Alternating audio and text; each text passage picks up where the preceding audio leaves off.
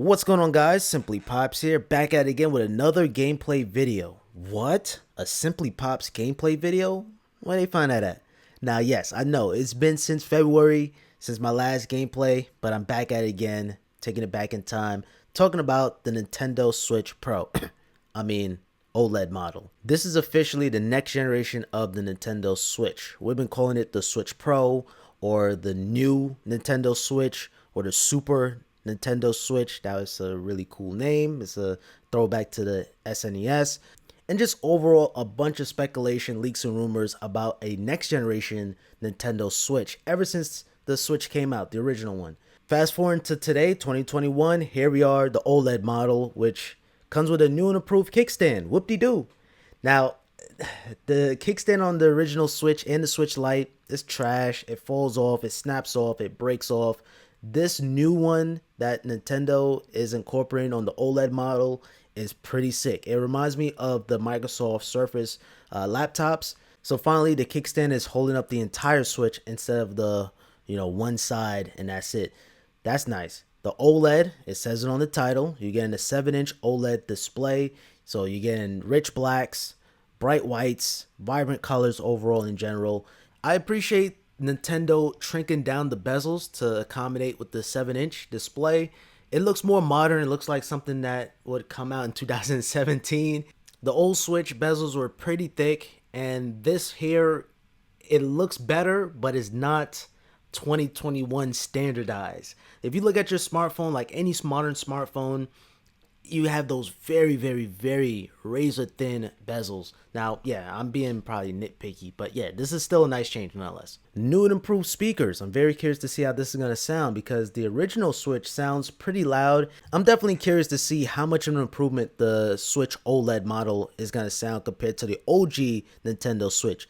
I'm definitely going to be doing a comparison between the two consoles, so you guys don't want to miss it. Make sure you guys click on that red subscribe button with notifications on so you guys can see that video. Now, this is the only hardware boost that we got is doubling the storage. So coming from 32 gigabytes of internal storage to 64 gigabytes, it's a welcome change, but I feel like they should have gave us 128 gigabytes, but we still have that SD card expansion so you can expand the storage of your Nintendo Switch. I tip my hat to Nintendo because they really compress their games. They really optimize it with the storage. So really 32 gigabytes is not enough if you're going to be downloading a bunch of games. But if you're downloading a lot of Nintendo games, you could really hold a lot. Versus like NBA 2K, that's like 32 gigabytes, or Doom Eternal. Third-party games, those are the games where you're going to need to have an SD card, but at least 128 gigabytes or more. And last but not least, the best feature, save the best for last, we have built-in Ethernet. Built right into the dock. Yeah, I'm being sarcastic. This should have been there since day one. I went out and brought a $10 Ethernet to USB adapter for online play for the best experience. Because I'm going to be honest, the Nintendo Switch Wi-Fi, it's not that good. But nonetheless, this is still a welcome change. Better late than never. That's what they say. And here it is. But can we sit down and just talk about on how beautiful that Nintendo Switch dock look like in white? It looks gorgeous. And it's going to match perfectly with my setup. My setup is being white, gray, and black. So having that white Nintendo Switch dock is going to be like, that's for me. And to go alongside with that, you have the matching white Joy-Cons. I wish the Joy-Con grip was also white, but then again, it's not too far off because the buttons are black, and that kind of goes along too nicely. And that is it. That is all we're getting for the Nintendo Switch OLED model. No kind of CPU boost or GPU boost. No 4K output. I would have loved to see 4K because nowadays, you could buy a cheap, affordable 4K TV. I feel like that was a missed opportunity there. But Nintendo games are so polished and so clean that the 4K probably isn't necessary for them, but 4K TVs is the standard right now. And even when it comes down to the handheld, we're still rocking 720p. It's a 720p OLED, so no 1080p on handheld. I think that would have been a nice boost too as well. And also, like I mentioned earlier, no CPU boost whatsoever. It's still rocking that Tegra chip, which was outdated then, but now it's ancient now.